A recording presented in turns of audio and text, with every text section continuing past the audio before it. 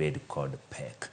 Kadhi nyime riwruok mar ute lamo ma pacho kaendi NCCK okwedo paro ma chuogo lemo mag jolup jotend migepe 52 mano magiwacho ni dhi miyo jopiny ting' mapek. Jagoro maduong' mar NCCK Canon Chris Kinyanjui onyiso piny owacho mondo ochung paro makamano nyaka ochung' ma pacho kaendi duog e wang'e.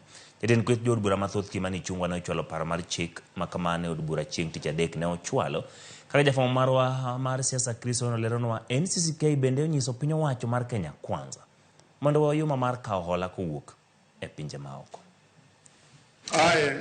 Evans Odhiambo Kidero, being appointed the Chief Administrative Secretary. Dwaro ma jatend piny William Ruto mar chuogo lemo mag jolup jotend migepe 52 nenore kama dhi yudo ohinga machielo bang' riwruok mag ute lamo NCCK kwedo parono.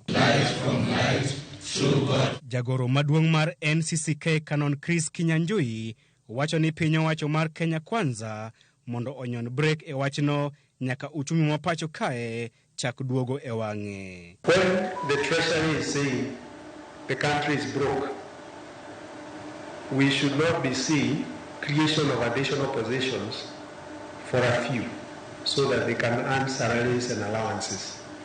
So we would ask and urge Parliament and all the state officers involved in that initiative to shelve it until when Kenya is able to pay its obligations both in terms of debt and in terms of providing services to Kenyans. Mabiro seche machuok kende bang' jatend jood bura mathoth Kimani Ichung'wa chwalo paro makamano e nyim od bura chieng' tich adek motelo ne od bura dhi e yweyo nyaka dwe mar 2 higa manyien.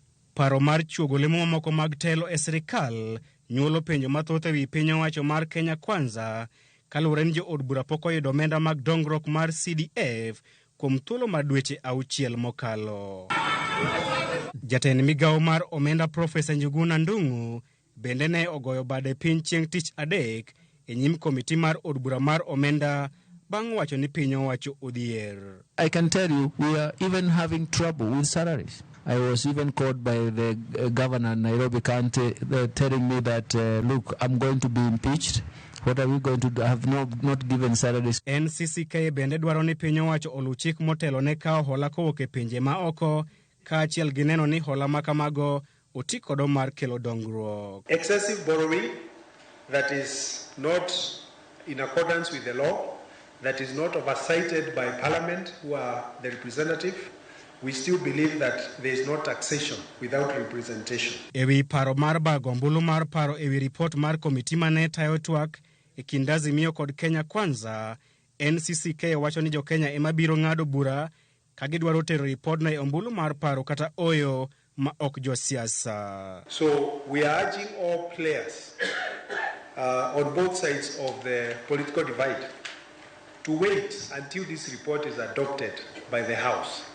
As to whether there will be a referendum or not, that is a decision by Kenyans, not by politicians. Chris Owino, Ramogi TV, Nairobi. Kadhi nyime en ni jaod bura ma West